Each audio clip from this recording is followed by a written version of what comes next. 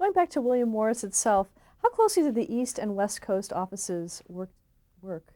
Oh, very closely. When I started, we had the teletype machine, which uh, I think there were four a day messages back and forth. Uh, it avoided long distance phone calls, which were rather expensive in those days. And that, but of course, today it's like being in the same office when we have our meetings, our television department, and that they've plugged in with New York is on video. Uh, so it's like having one meeting. But we always work closely with New York. Uh, the business is mainly moved out here in television. But at the beginning, it was all in New York, some in Chicago. We don't even have a Chicago office anymore. We have a Nashville office, and that's country music. And one of our uh, agents was just voted Agent of the Year for Nashville, and there there is a closeness there. And of course, we just established an office in Miami. It's a new office. And of course, we have the one in London. Rome is not as important as it used to be. Uh, it's mainly all handled out of London now, but we used to have offices in Rome and I think in Munich at one time. But we've always worked closely both coasts. Do you remember when that you started to really feel that shift west in terms of television? Oh, well, the first shift was from the advertising agencies to the networks as far as buying programs. And the reason for that was the cost of sponsorship. At one time, I mean, you had a sponsor would either buy a whole program or half a program. And then the network started to sell by the minutes because the sponsor didn't want to take the cost of uh, 39 programs, 29 programs, and that. So it became minute buying, and that's when the controls or the buying shifted from the advertising agencies to the networks. Uh,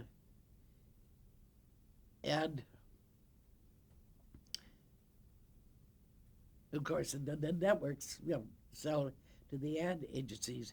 Then, yeah, I forgot your question. I was talking about the shift westward. Oh, But the shift westward. Well, and the shift westward became because the production shifted out here in the beginning, and there still is production in New York, but the bulk of it has shifted out to the West Coast.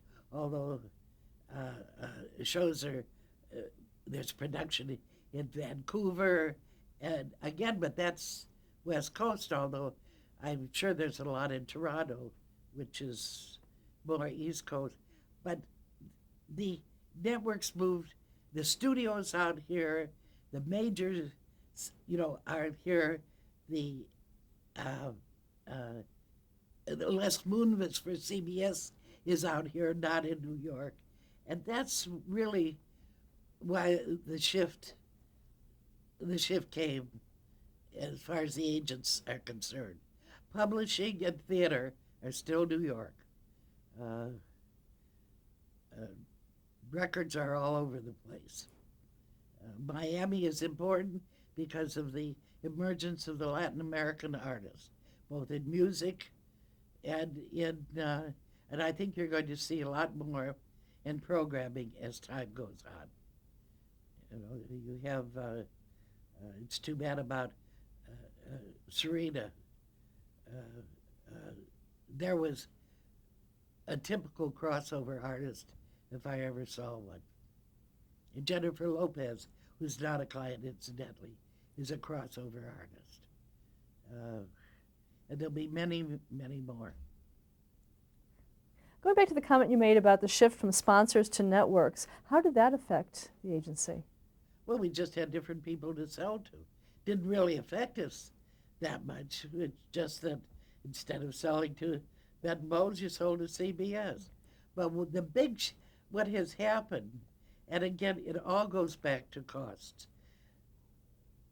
In radio, you used to have 39 and 13, 39 weeks of new programming and 13 of repeats in the summer. Television started 39, then it went to 30, then it went to 26, then it went to 22, new programming I'm talking about. Now your orders are for 6 shows or 7 shows, and it's a terrible way for the producer to do business because the costs are so excessive. If you know you've got 26 weeks of programming, you can advertise costs over 26 weeks. You still have pre-production, and you still have to build your sets, and you still have to get stories in advance and scripts in advance. And if you only do 7 shows, that's just money out the window. So it's a sign of the times is really the cost of programming. When I think of what Dick Van Dyke, the first year, the license fee was $59,500 for the complete program. What do you think a Friends episode would cost? What do you think a Dick Van Dyke show would cost today if we could do it? What the cast would want? I mean, you're talking about millions now, and it's just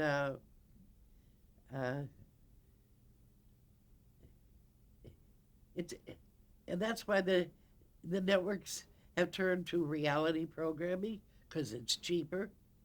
Although we worked on reality shows, Real People was a great big reality show and a network show, and it did very well, and it was less expensive than a drama show would be. So I don't believe these costs. And I think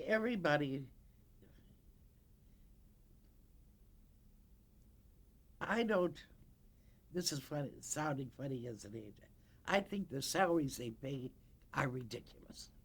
Nobody is worth that kind of money.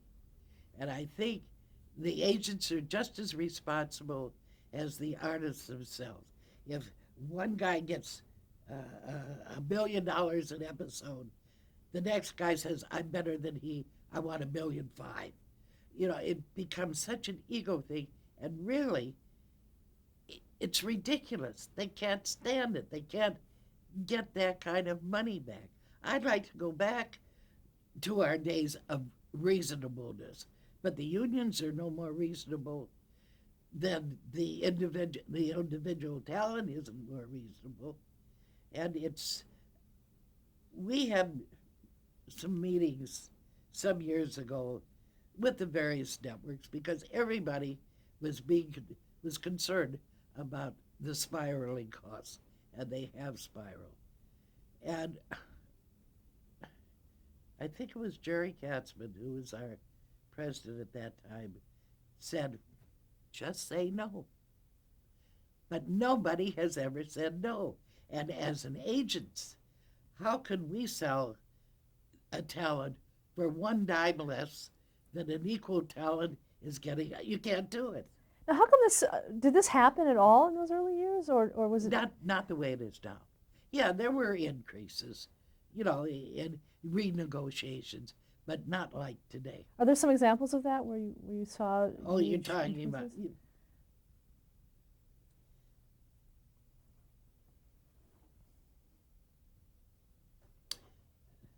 Mary Tyler Moore wanted a raise on the Van Dyke Show, and she needed the money. And Danny offered her 5% of the profits, and she said, "No, I gotta have money." So he gave her a $500 show raise.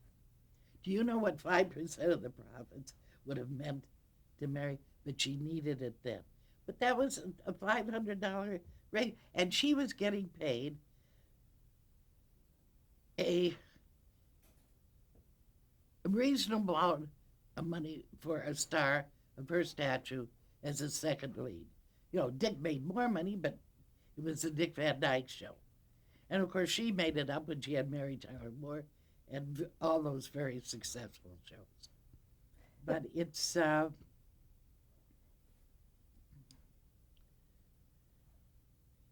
yeah, I worked on one, Larry Hagman on Dallas. Uh,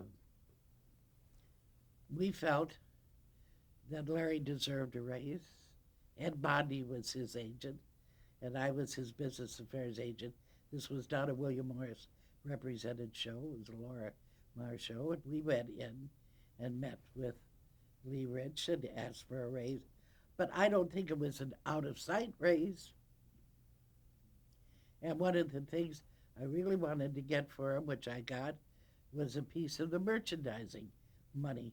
And when it comes to merchandising, you know, the studio takes 50% distribution fee it costs from the top dollar, you know, and so then they give the artist 2.5 or 5% of the remaining 50%, which becomes 100% for them. So we negotiated a fair deal. But some of these deals, I don't know what.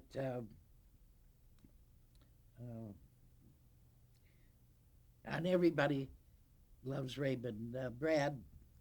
Garrett. Yeah, I don't know what he got, but yeah, he probably was due a raise, but I don't know how much. I remember once on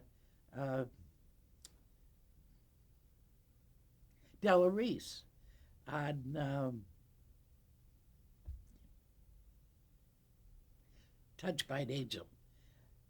We felt that she felt that she was being underpaid in line with what the other stars were getting, you know. So we went in and negotiated a raise for her. With Larry, he went on vacation somewhere. He couldn't be found.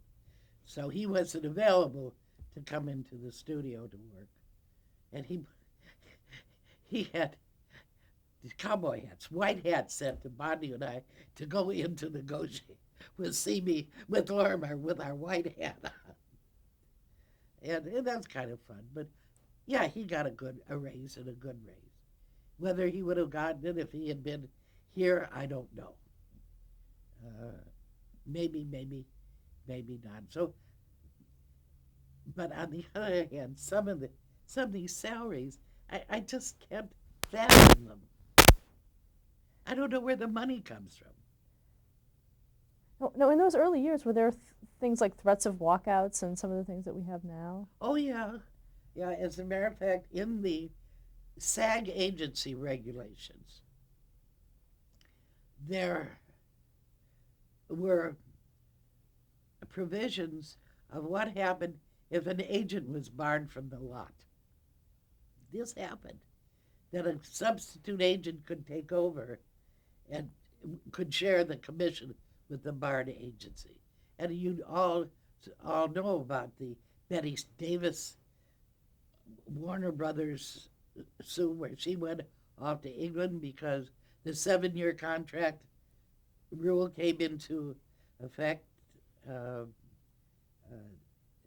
The studios were terrible in those days about what they paid their talent. They didn't. But I told you, Esther Williams made $2,500 a week.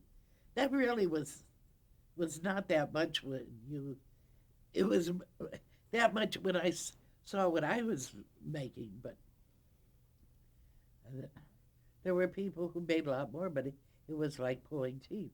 Of course, the studios were wonderful places in that. Again, the lots were like family. There's this famous picture of the MGM luncheon where everybody are in rows. They had their repertory companies. You know, you saw them over and over and over again, and that went out with television. When television came along, that's when the studios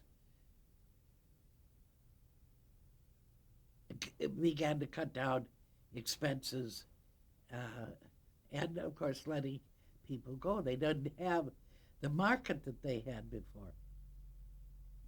And that's when they went to CinemaScope and all these things to keep uh, people in theaters. But I think it's healthy. I think the theatrical picture business today is really a good business because there are pictures getting made. Some are stinkers, some are great, but you get a lot of the independents.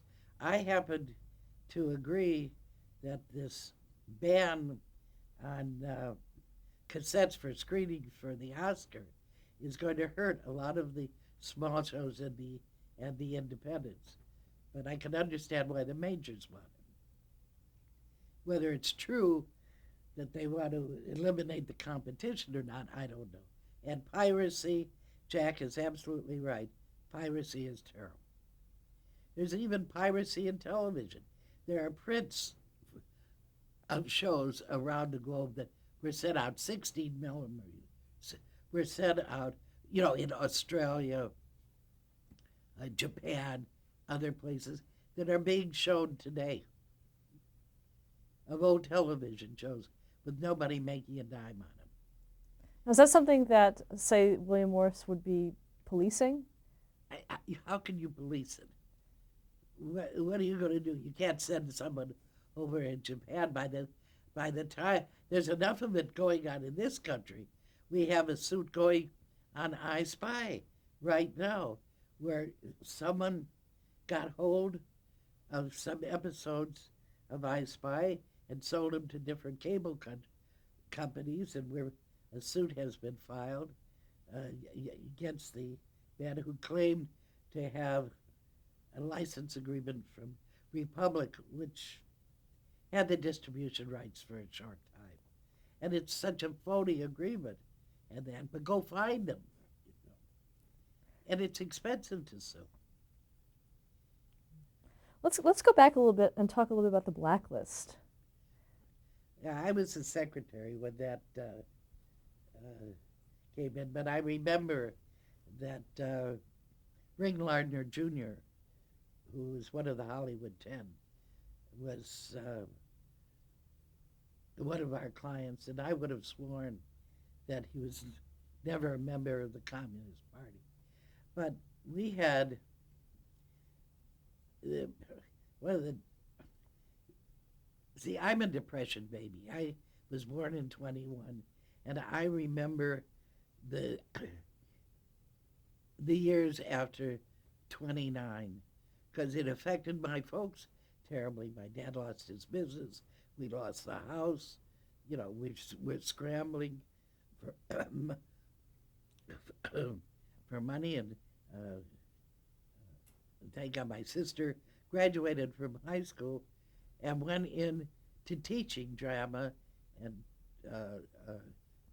enrolled in the Goodman School in Chicago, became an actress, did some radio, but Sylvia helped support our family.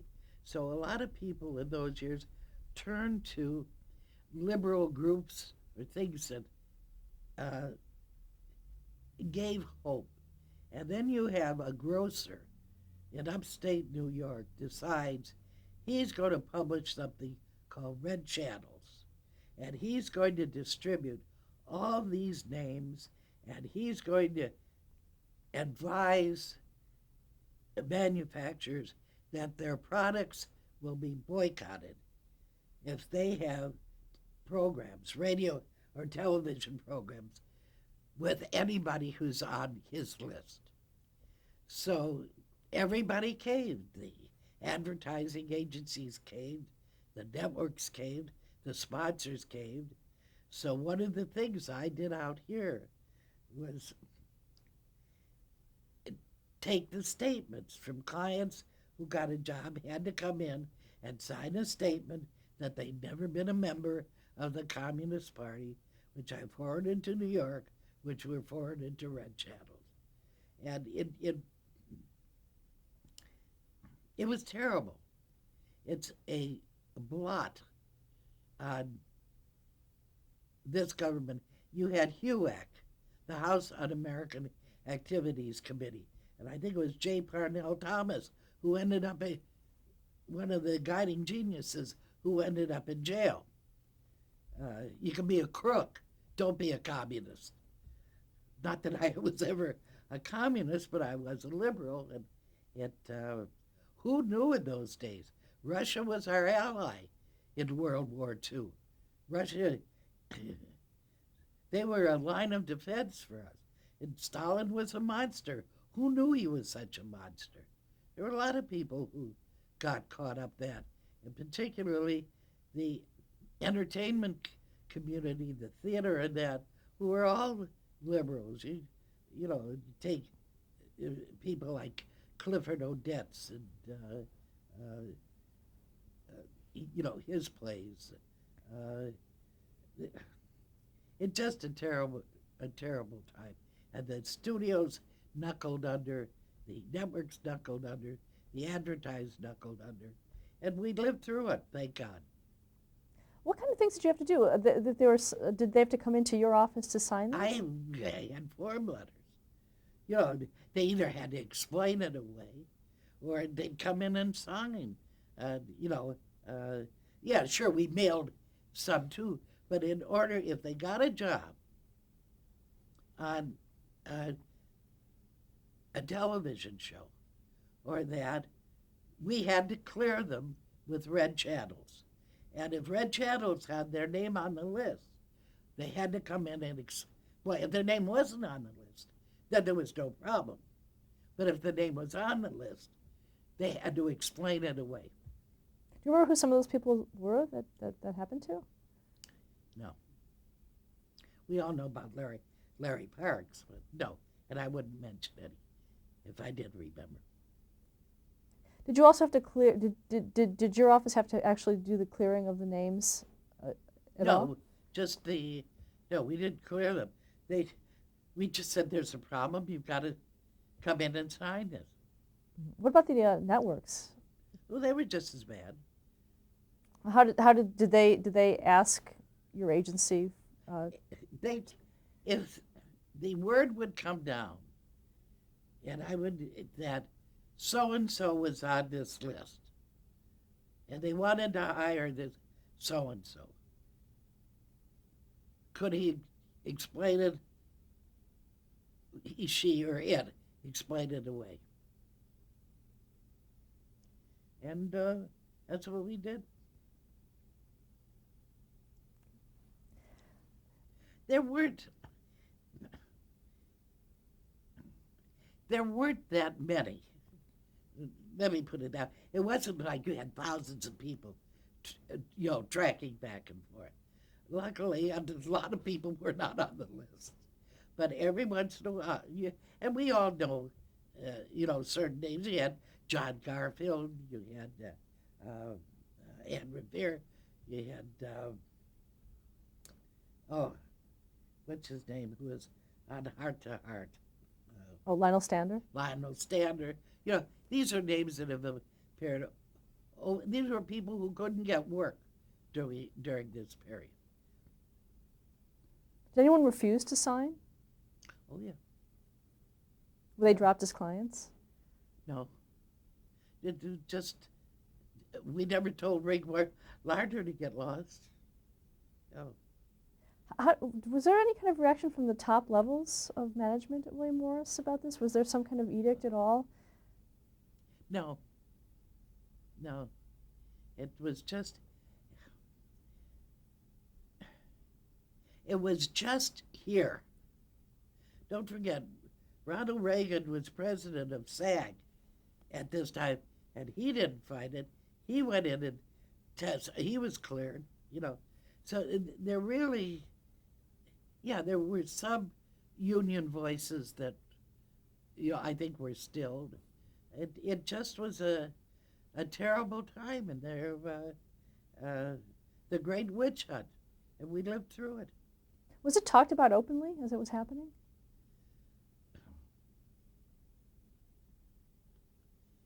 Not that much. Not that much. People were careful. It was a time, believe me, of fear. I had nothing to be afraid of. I could open my mouth. Who the hell cares about his secretary? You know. But no, people were, it was better not to discuss it. Do you remember when it went away? It didn't last that long. It only lasted, I would think, about 2 years at most. And it just went away. I think the suit that Quentin Reynolds brought against Westbrook Pegler and won with a great punitive damage had something to do with